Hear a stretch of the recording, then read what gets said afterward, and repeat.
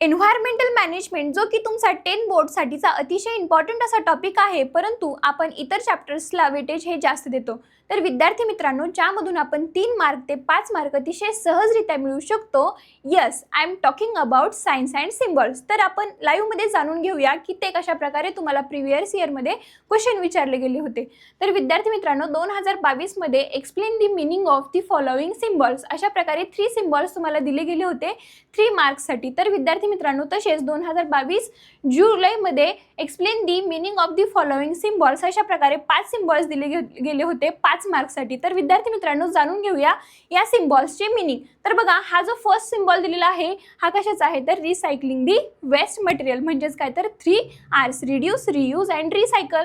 हा जो काही सिम्बॉल आहे तो आहे सेव्ह वॉटरसाठीचा हा सिम्बॉल आहे, यूज ऑफ सोलार एनर्जीसाठीचा हा जो काही सिम्बॉल आहे तो आहे यूज ऑफ रिन्युएबल एनर्जी, आणि लास्ट वन आहे तुमचा use of bicycle for controlling pollution. तर विद्यार्थी मित्रांनो, तुम्हाला जे पण काही बुकमधले सायन्स अँड सिम्बॉल्स दिलेले आहेत ते व्यवस्थित करायचे आहेत, आणि अशाच प्रकारच्या टिप्स आणि ट्रिक्ससाठी प्रगती मॅमला जरूर फॉलो करायचं आहे।